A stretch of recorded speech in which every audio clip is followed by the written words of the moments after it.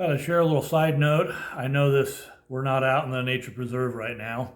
Oh. Say hi, Judy. Hi, friends. Anyway, one of the nice things we discovered in the little town of Amarillo, Texas, is barbecue. And I can eat it. Anyway, what's really nice is the little home we purchased here. It's just like 3/4 of a mile down the road from this great little barbecue place. And even though we've been going there a lot, we kind of noticed one of their services they offer is you can, for just 25 bucks, throw your brisket on their smoker, and they'll take care of it for you, slice it up, pack it up, and you pick it up 24 hours later. So we went to the market and got about 11 and a half, 12 poundish kind of, almost 12 pounds, I think, brisket. Yeah. They trimmed it for an extra $5, so 30 bucks total. Home, like 7 or 8 pounds of this stuff, and of course, plenty of spicy barbecue sauce. It's really good. I mean, it is tender, friends. Look at this. And lean. Look at this. Look at how lean that is. I mean, you just cut it with a fork. It's just beautiful. It's just beautiful. Look at that. Anyway, after I'm done with lunch here, I'm going to share with you one other little project that's common to any household that doesn't have this ability to have instant hot water over your hot water heater and, sinks, showers, bathtubs, whatever. We got kind of spoiled with our last two homes that they had little circulation pumps at the water heater that kept all the sinks and water supply for the sinks and hot showers and stuff almost instantly hot water. Count to 5 and you got hot water after you turn them on. And you hear, this is horrible, you guys. You had to wait like a minute. You're waiting couple minutes, not no minutes, it's more than that. And I'm trying to do dishes, rinse them off so I can get in the dishwasher or just wash them. And you're waiting and waiting, and I just feel like I'm wasting so much water. Being on the preserve, we're so self-conscious of the water, and here, what a waste. So, anyways. Yeah, we got one more little plumbing interface piece I got to get, a gender changer basically for the 1-inch interface down at the local hardware. Yeah, we're going to do one here. It's about $120 a parts we just spent. Yep. It arrived today, Amazon Prime, thank you very much. And it was on our doorstep when we got back from some of the other shopping we had to do at Lowe's. Because we got, what did we get, babe? The stairs, the pre-cut stairs, and the framing for the little deck area for the hot tub. Stay tuned for that. That's coming up. It'll be on an upcoming up.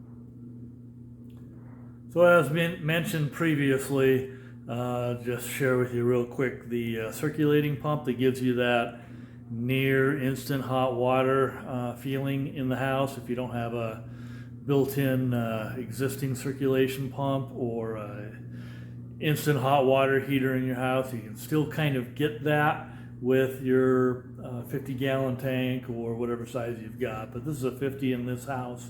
You can see that little blue pump on the top of the hot water tank there. I'll flip around and zoom up a little closer so you can see it.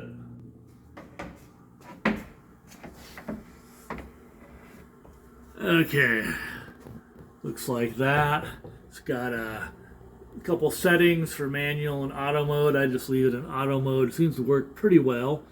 And this is like one part of the equation is in the hot water side. You go ahead and put the pump up there, plug it into your power, of course, but not until you fill up the tank again and get all the lines filled with water. There's also a little screw right there in the center of the pump. You can kind of see that that's what you use to gently unloosen to bleed any air that's maybe in the pump as you're filling it back up. And then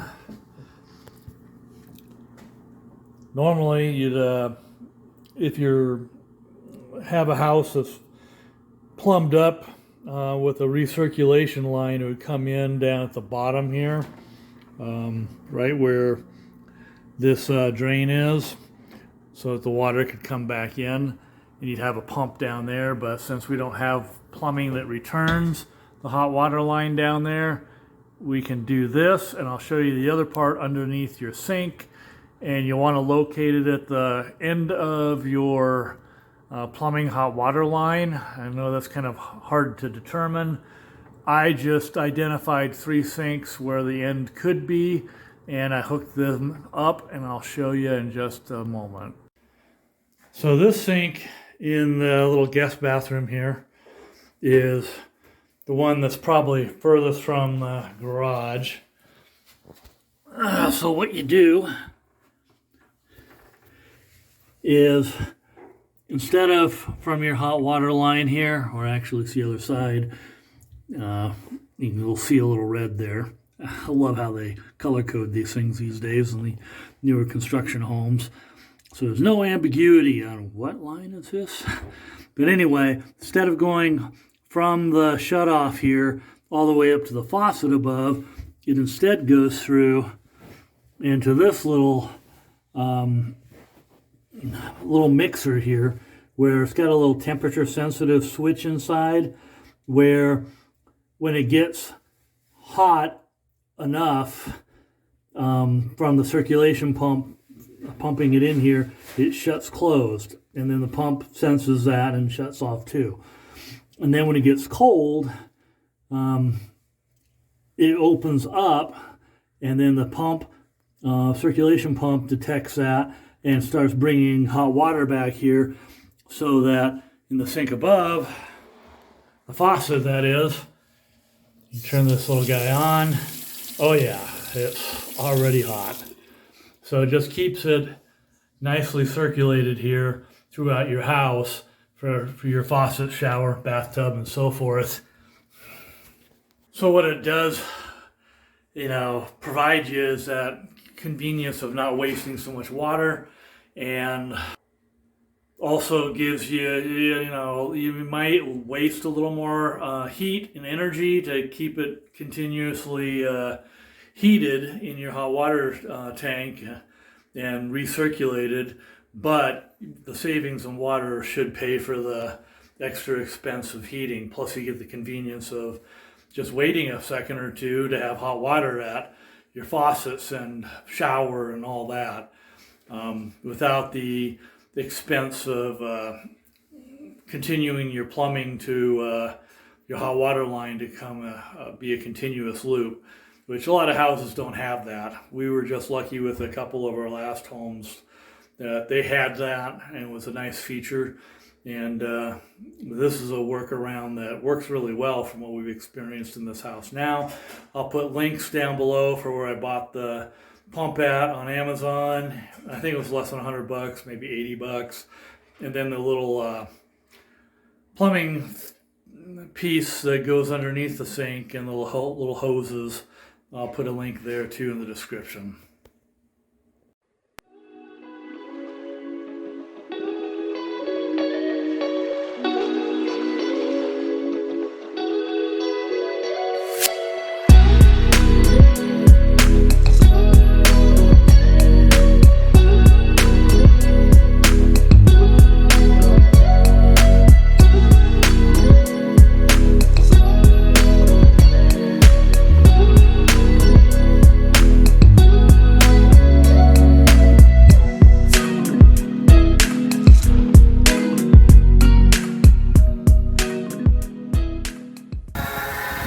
Okay, it's our turn now.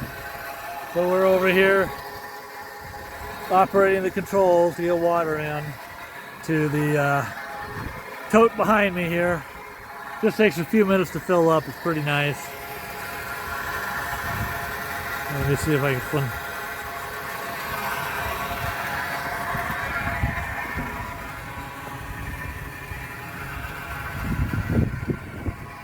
So what I'm going to try to do is hook that like fire hose, the 1.5 inch one, onto here and try to get high enough that I can gravity feed into the hot tub and go fast.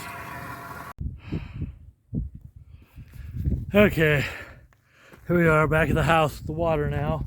You kind of see at the hot tub here, I've got this blue 1.5 inch fire hose basically for draining pools. But it's also great for filling hot tubs, because we're gravity feeding it, and even with some of the kinks in this, Not sure if you can see down there, but yeah, it's going real fast. Took a little more time to try to get it set up than I wanted it to, but once it's going, it's going to give you a kind of a closer view here. Yeah, this won't take very many minutes here. Anyway, it just kind of goes and snakes through here.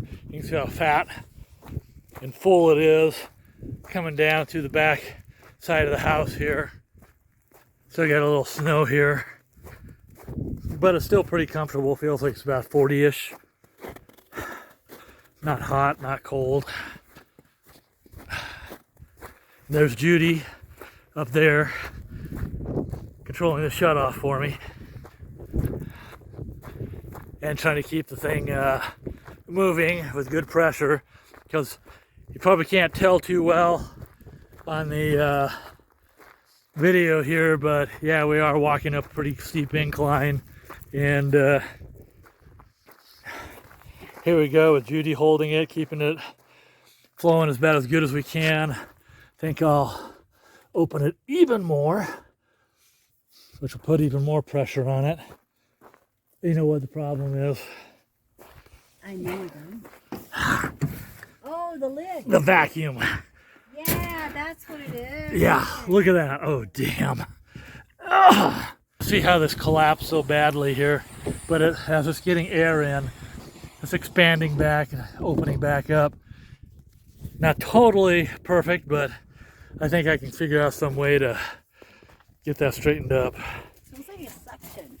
Yeah, just here we are again. I'm tearing open the hot tub. I don't think I've captured this before on a prior video, so I thought I'd take this opportunity to share it with you. Some of the inside guts to how this thing works. Anyway, let me flip around and we'll be able to see this in a moment. Okay, a little schematic here. It's on the inside of the cover here. The cover just has a couple of screws that kind of stay there, and this kind of snaps in from underneath, and then you screw it on.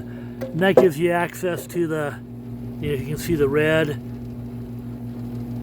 white, and black, as well as the grounding wires here, and a little grounding bar there.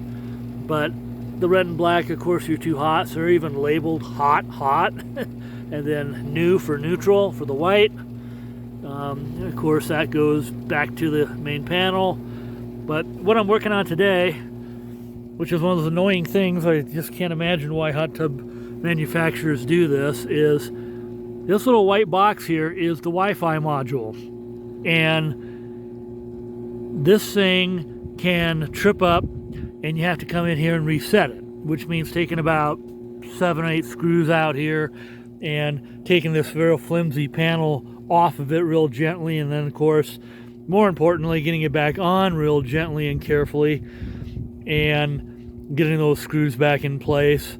And this is so flimsy, the other side kind of fell apart on me, and it's kind of messy, but I think I got it back together. But anyway, this Wi-Fi module, what I wanted to share with you is something that when we moved this hot tub, I'm sure since it was on its side, it must have I'm sure got a magnetic switch of some sort inside of here, is my understanding. And what you got to do is this little wire down here, you can see this little protruding piece right there. This is a little magnet that you lift up. I don't think I can do it now. I had to do it by taking the Wi-Fi module off first, but you can hold it up against here for 15 seconds on this side, and that'll reset it, and that starts broadcasting its Wi-Fi signal again, its own little hotspot or Wi-Fi node, that then you use the mobile app to connect it to your home Wi-Fi, and then you can access it from the internet, which, of course, since we are living a lot of time out in Amarillo, I really don't like leaving this hot tub running unmonitored. So one of the nice features we'll be able to do here is check up on it periodically, and if ever anything goes wrong, like temperature starts dropping rapidly or something, then I know I've got to drop what I'm doing and take a trip back out here and investigate what's going on with the hot tub. But it should be pretty safe to just leave this thing running until the next time we're out here, and especially if I can remotely monitor it now through the Wi-Fi connection that it has to the house, and then out to the cloud environment where the mobile app can connect up and talk to it basically. And we can control it too. We can change the temperature up and down, turn the jets on, turn the lights on, play music on the hot tub, whatever. Anyway, thought I'd just share this little bit of info on this hot tub and while we're back here too. And I should have also shown you this.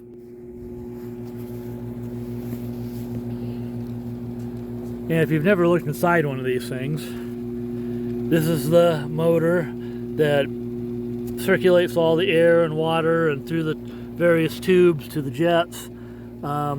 This is another key part here, this big metal area. You can disassemble by loosening this piece, and then of course disconnecting some parts here. But there's a heating element, kind of like your hot water heater inside of here. And I've changed one of these out before, but not on this new hot tub, but on an old one. Anyway, these units really aren't that scary or intimidating. Don't let it intimidate you if you ever end up getting one. They're not that hard to take care of, and so far I'm real happy with it, other than the Wi-Fi. I hate the thought of taking this apart just to reset the Wi-Fi. Shouldn't even have to reset it, actually. Oh well.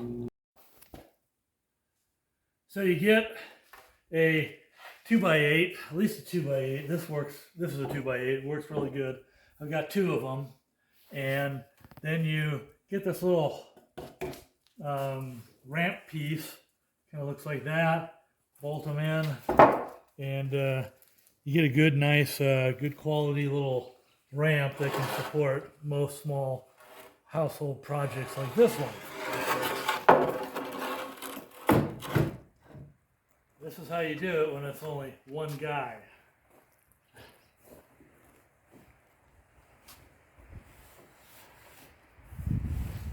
And if it starts slipping, push it back up.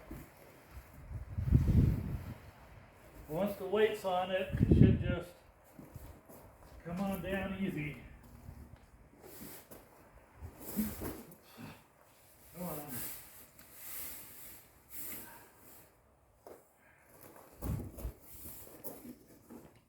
Okay, now I can get a better grip.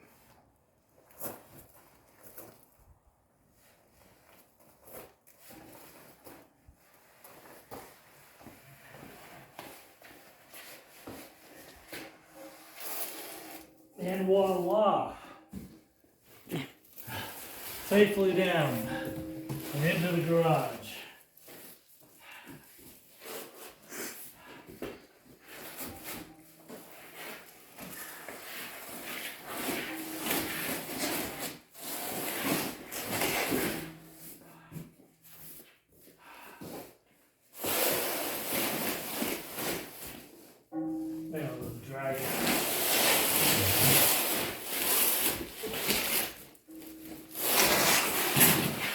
This is the new electric hot water heater. It's pretty standard Ream model with a 12-year warranty. Draws about 22 amps, so it should fit on the circuit that's in here already just fine. And it's got a 5,500 watt, 100 watt element, two of them in these units, so they're a faster recovery than the smaller 4,500s. Yeah, so one of these smart ones, it's got Wi-Fi connectivity and auto shut off for flooding and leak detection and all that, and a 12-year warranty. And it's only like $7.99 on sale at Home Depot right now. Not that I should say only, because it wasn't that many years ago. The last one I remember buying back in Oregon, I think I paid barely $300 and no sales tax. This is our electric boiler that came in. It's like 49,000 watts, 49 kilowatts, whatever. And it draws about 60 amps and It's like basically an instant hot water heater, as instant as this unit will go, for replacing the boiler that we have in the mechanical room.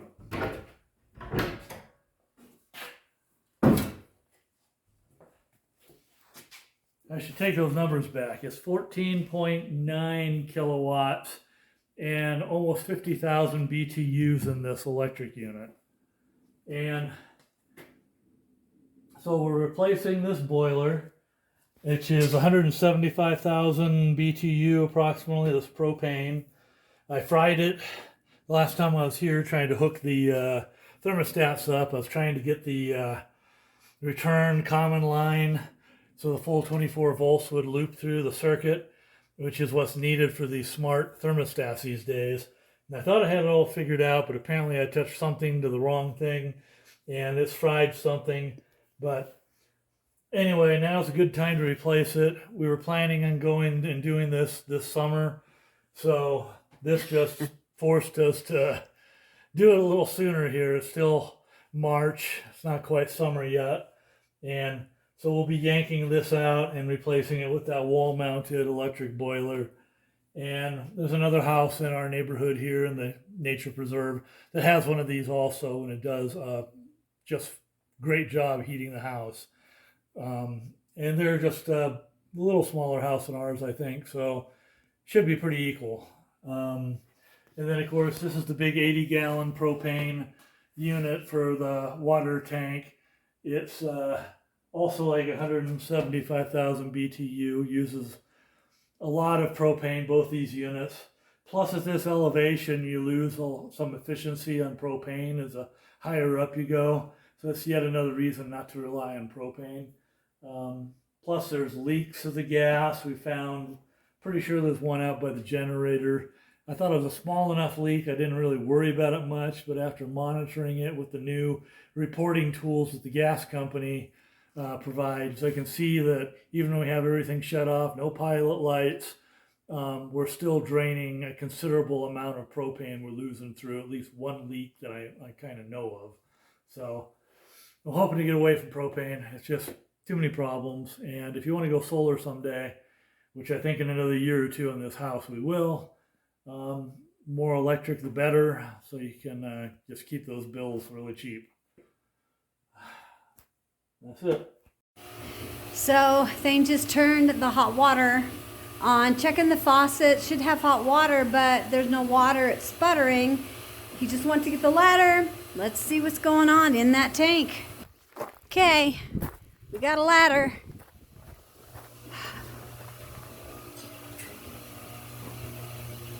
So let's see what the verdict is. We filled this up before we left. Only thing I can think of is We have a leak. no, when we No. well, that's always possible, but I think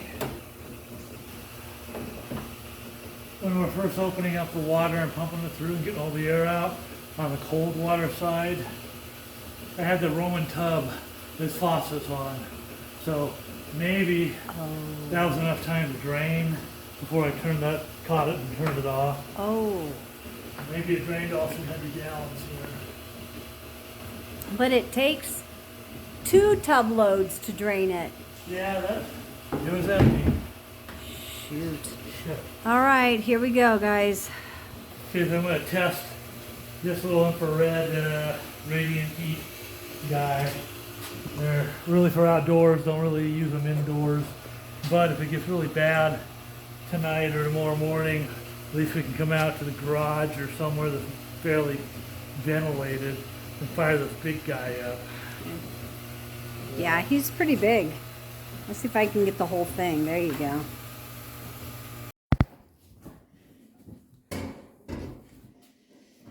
Okay, so Thane is trying to open the flue. The last time we were here, he was working on the thermostat, so we ended up losing the heat to the flooring. So I guess it's the boiler. So apparently it did some crazy thing and it doesn't turn on. So we just got back, just walked in the door. He's gonna open the flue. Woo! There's a lot of soot. And we're gonna start a fire because it's cold in here. Plenty of little stuff going down in your face, but Okay, let's get the little, let's not use matches, let's go get our real light. Hey, we got a flame. So let's turn the propane technically. Okay, let's turn the propane on. See what we can do. Sure that flue is still open. Yep, it's a weird flue. It was stuck. Had to really, with my hands, reach up there and push it out of the open.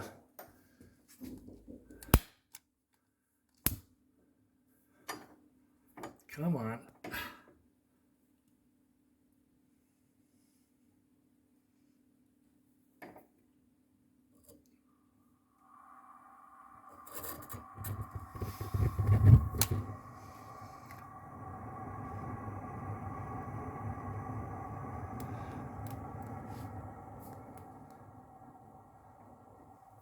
Okay, we have fire. Yep, the protector for the sparks. All right. Awesome. Let's see how warm it gets in here. All right.